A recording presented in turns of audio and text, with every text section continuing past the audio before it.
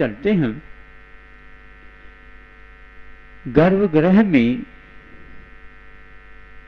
श्री जी की स्थापना करके उसकी पूजा, अभिषेक आदि करते हैं। बाहर से मंडप से ही सारे कार्य संपन्न होते हैं। वह एक ऐसा स्थान है, पवित्र स्थान है, आप लोगों के लिए एकदम प्रवेश के लिए वहाँ पर अलाउ नहीं है। हाँ, उसके योग्य हो जाते हैं तो वहाँ पर आपको प्रवेश मिलता है, उसके बिना नहीं। ऐसा ये कुछ है कि गर्भ कल्याणक में हुआ करता है, जो कि एक पवित्र आत्मा 3 लोक को तारने के हिसाब से आने वाला है, और उसकी पूर्व पीठ का क्या होना चाहिए उसी के अनुरूप कार्य किया जाता है। स्वर्गीय देवी देवता आकर के इसके योग्य स्थान का चयन करते हैं, और भवन का भी एक प्रकार से नए सिरे से वास्तु के अनुसार निर्माण किया जाता है, जहाँ पर मरुदेवी और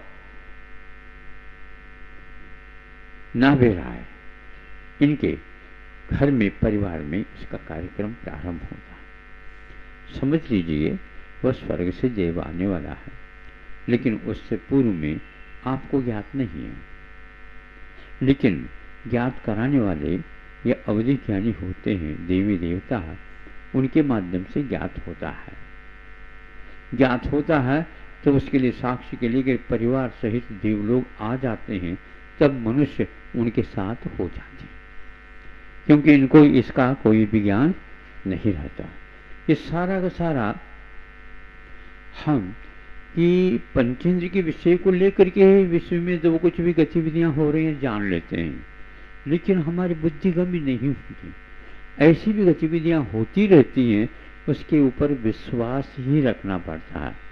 किंतु कुछ ऐसी गतिविधियां भी होती हैं जिनको हम अपने आंखों से जैसे देख सकते हैं, उसी प्रकार देवलोग अवधिज्ञान के माध्यम से साक्षात देख लेते हैं। केवल ज्ञान के माध्यम से प्रभु तो देखते हैं चराचर क्या क्या हो रहा है, कैसा कैसा हो रहा है। आप लोगों को विस्मय होगा ये कैसा होता है, हो रहा है इसके लिए क्या, ये तो विश्वास का विषय है। कब आता है, कब उस गर्भ से नहीं वह चला जाता है, कभी विलीन भी होते हैं कभी कभी गर्भ आदि आदि, किंतु यह एक निश्चित है कि उसमें पवित्र आत्मा साधना के तौर पर आ जाता है, तो उसका अपने आप में अलग ही व्यवस्थित कार्यक्रम होता है। एक छोटी सी हम आपके सामने घटना को जो अनुभूत है, पुराण में भी आया है, उसको रखना चाहेंगे।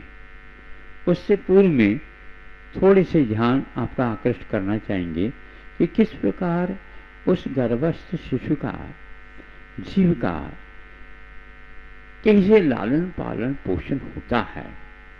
बाद में तो पालना में तो आप पोषण समझते हैं, लाड़ प्यार करते हैं, लेकिन उससे पूर्व में उसका कैसा सार संभाल होता है बड़ा महत्वपूर्ण है। और यह केवल मनुष्य में होता है ऐसा नहीं, देवलोग इससे अनभिज्ञ रहते हैं, क्योंकि उनके यहाँ इस प्रकार की व्यवस्था, गर्भज व्यवस्था नहीं है, किंतु मात्र वहाँ पर उपपाद जन्म ही होता है। अब सर्वप्रथम हम ये कहना चाहते हैं, अपने आंखों के माध्यम से, अपनी आंखों के माध्यम से भी पालन पोषण होता है, लेकिन वह तो गर्भस्थ शिशु के साथ तो संभव नहीं होगा। लेकिन देख करके भी, दर्शन करके भी, दर्शन देख करके भी पालन पोषण का विधान अपने ढंग से होता है, और आप लोग इससे अनभिज्ञ नहीं हैं। इसके बाद दर्शन के साथ साथ स्पर्शन भी है कि यदि हम अपनी उंगलियां उस बालक के ऊपर या शिशु के ऊपर फेरते हैं, पीठ पर फेरते हैं, तो उसका लालन पोषण कैसा होता है, यह आप इससे अनभिज्ञ नहीं है, बिल्कुल आप जानते हैं इसका, इसमें क्या मनोवैज्ञानिक तथ्य है, कहने की आवश्यकता नहीं है। अभी अभी पूर्व में यहाँ पर एक न्यूरोलॉजिस्ट आए थे जो माइंड के विषय में अपना अधिकार रखते हैं कि किस ढंग से उसकी तरंगें काम करती हैं और किस ढंग से वह एक दूसरे के बीच में वह तरंगें काम करती रहती हैं। सब यह मनोवैज्ञानिक है, लेकिन इससे भी महत्वपूर्ण तो यह है कि साइकोलॉजी अलग है और संप्रेषण अपने ढंग से अलग होता है। साइकोलॉजी के साथ मोह आदि आदि रह सकते हैं, किंतु जो संप्रेषण होता है उसमें आत्मीयता मानी जाती है। हर व्यक्ति मनोवैज्ञानिक बन सकता है, लेकिन संप्रेषक बने यह कोई नियम नहीं होता। इसमें आत्मीयता का बड़ा संबंध होता है। मुख माटी में थोड़ी सी एक दो लाइन में हमने ये चित्रण किया कि वह मनोवैज्ञानिक अलग है जो माइंड के बारे में काम करते हैं। उसमें साइकोलॉजी चलती है, कल्पना चलती है, कुछ उसका भी सिद्धांत रहता है, लेकिन आत्मीयता का जहाँ तक संबंध आता है वो केवल संप्रेषण के साथ ही आता है, उसमें वो घटित होता है। इसलिए दर्शन और स्पर्शन, फिर वचन के माध्यम से भी हम कानों तक ऐसे भाव भी प्रेषित कर सकते हैं, करना चाहिए। वह भीतर का शिशु भी उससे लाभान्वित हो सकता है। प्राण प्रतिष्ठा एक ऐसी ही चीज है जो प्राणों की प्रतिष्ठा की जाती है। वह इसी ढंग से मंत्रोच्चारण वगैरह करते हैं, इसका प्रभाव उस प्रतिमा के ऊपर भी पड़ जाती है।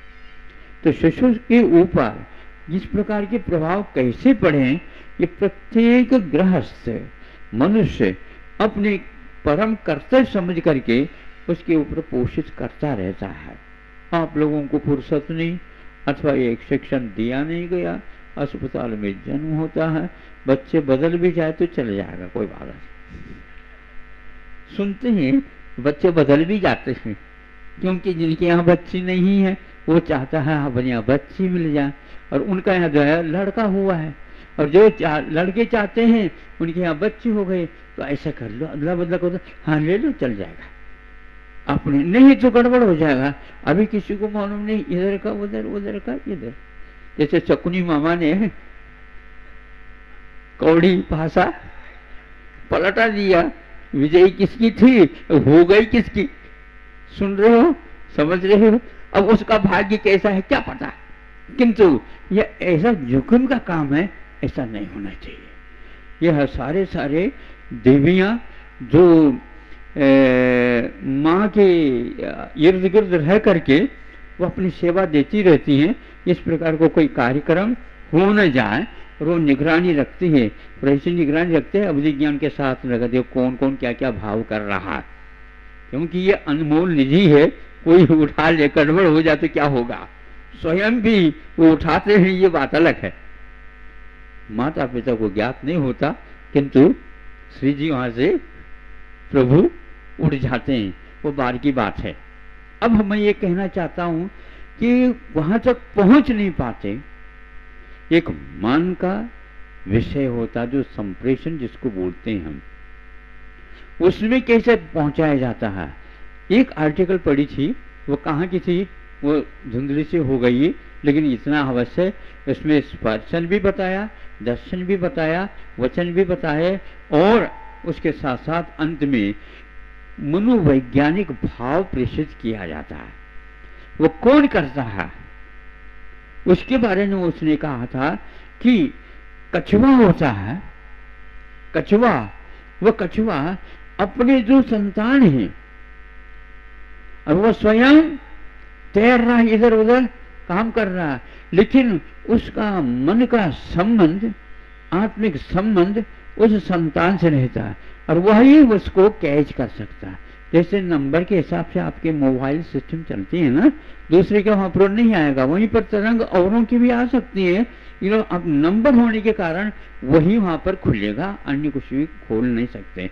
उसी प्रकार वह संतान के प्रति इतने जागृत होकर के भेजते, उसके द्वारा भी उसका पालन पोषण होता है। सुन रहे हो क्या नहीं।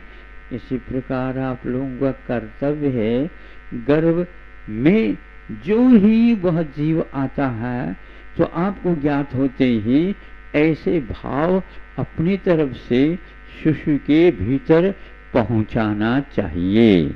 अभी से यह प्रारंभ हो जाता है। यह माता पिताओं का कर्तव्य है।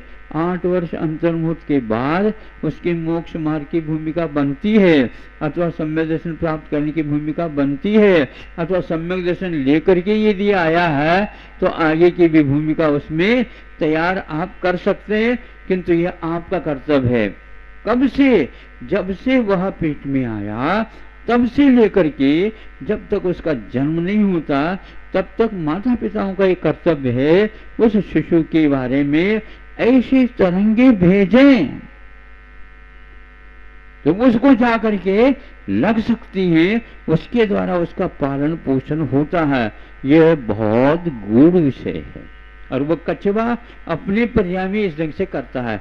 यह आर्टिकल हमने पढ़ी थी, अन्यत्र इस प्रकार का कहीं भी हमने नहीं देखा, किंतु यह बताया गया है।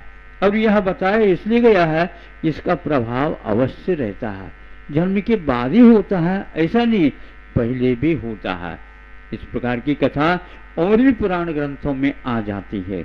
जैसे अर्जुन का था अभिमन्यु, जो गर्भ में था उस समय, ठीक है, तो सुभद्रा क्यों, वह अपनी तरफ से चक्रव्यूह रचना का क्या होता है, क्या रूपरेखा होती है, ये सब सुना रहा और रात में वो सुना रहा। गर्भ में वह वीर अभिमन्यु है, जीव है। आधा उसने सुना दी अपने पत्नी को, आधे तक तो वह जागृत रही, नींद नहीं आई, किंतु जो ही वह चक्रव्यूह की रचना का वर्णन आधा हो गया, आधा के बाद जो प्रवेश कर जाता पूरा का पूरा चक्रव्यूह में प्रवेश हो जाता है, वहां पर उसके नींद लग जाती है। आप सुन रहे हैं? नींद तो नहीं आई? सुनो पहले आप तो कम से कम पूर्ण सुन लो। सुभद्रा ने तो नींद ले ली, उसका परिणाम क्या है आपको मालूम है। वीर अभिमन्यु वह है जो पांडवों को कहा आप बैठे रहो, इस कुमार की बात भी तो थोड़े से देख लो। यह है, ऐसी किसी का साहस नहीं हो रहा था कि कौरवों के पास इस ढंग से चले जाओ। सब लोगों को धाक था, लेकिन क्योंकि वह सुनना बंद हो गया, प्रवेश करना तो सीख लिया वीर अभिमन्यु ने चक्रव्यूह में, किंतु वह लौटने की जो विद्या थी उसको उन्होंने सुनी नहीं। सुनते हो आनाकानी मत किया करो, पूरी कथा सुना करो। कोई भी कला होती अधूरी नहीं होती, उसका अपना संप्रेषण रहता है। न्यूरोलॉजिस्ट को हम कहना चाहेंगे वे इस प्रकार की भी कुछ पेज तैयार कर दे, क्योंकि यह आवश्यक है। हम वीर धीर चाहते तो हैं संतान, और मार्ग पर चले, सतमार्ग पर चले, ऐसे चाहते तो हैं, लेकिन आप दे क्या रहे हो घुट्टी में? घुट्टी में ये नहीं, यह मानसिक तत्व देना परम अनिवार्य है, और यह उसके मन तक, उसकी आत्मा तक पहुंच जाती है, झकझोर हो जाता है। ऐसे संस्कार यदि सुन लिया उसने, बस वह उसके लिए कोई आदेश देने की कोई आवश्यकता नहीं, अपने आप ही समय पर कर्तव्य करके आ जाएगा और उसमें आपको विजय मिलेगा। सो गए तो वही काम हो गया। इस शॉर्ट में हमने आपके सामने रखा।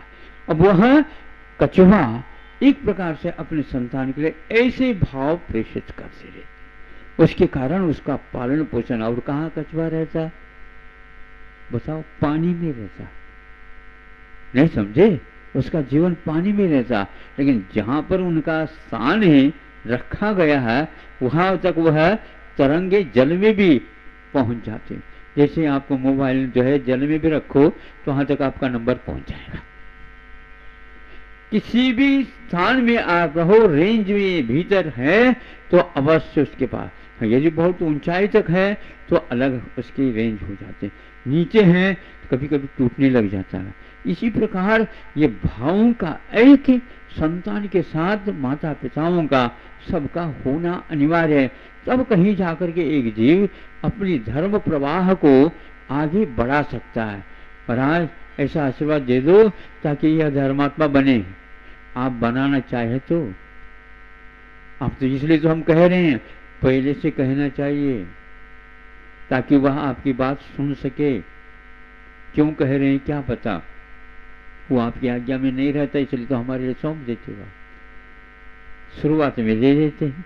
और आज्ञा पहले शुरुआत में नहीं देते, पहले ऐसे संस्कार डाले जाते हैं, बेटा मेरी आज्ञा में रहना, ये नहीं ये स्वार्थ हो गया। धर्म की मर्यादा में बेटा रहना है, इसी में शान है, इसी में कल्याण है, तुम्हारा भी और हमारा भी और समाज का भी उत्थान। ये संस्कार ये कोई विद्यालय में नहीं मिलते, वहाँ पर तो केवल पैसे की बात हो रही है। बड़े बड़े विश्वविद्यालय खोले जा रहे हैं और बड़े बड़े दानवीर भी उसके पीछे लगे हैं। विश्वविद्यालय की चिंता तो करते हैं, लेकिन गर्भस्थ शिशु के बारे में अभी तक कोई सोच नहीं रहा। एक गर्भ कल्याण की बात कह रहा हूँ। अब आगे हम बढ़ते हैं, आपकी भूमिका पूरी तैयार हो चुकी है, गर्भ कल्याण में क्या होना चाहिए। अब एक प्रायोगिक आपके सामने रखना चाहता हूँ कि ऐसे जो वीर भगवान, ऐसे जो ऋषभनाथ भगवान, जो भगवान बनकर के 3 लोग को तारने का संकल्प ले रखा है, वो आते हैं। उससे पहले जब वो आए थे 16 कार भावनाओं के माध्यम से ये कार्यक्रम उनका प्रारंभ हुआ है। सभी जीवों का कल्याण हो ऐसी भावना, ऐसी धारणा, ऐसे सारे रखते हैं। इसलिए वह पहले से ही अपने कल्याण की बात नहीं कही, किंतु क्षेमम सर्व प्रजाना, सभी जीव सुखी रहे, मैं उसमें आ ही जाऊंगा। हर बात में हम अपने को जोड़ते हैं पहले, नहीं सभी का कल्याण। एक गर्भवती महिला है, कहाँ की है, हमने कह रहे हैं धरती की है, धरती के ऊपर। और वह गर्भवती होने के नाते दोहला क्या क्या चाहते हैं, क्या भावना भाती है।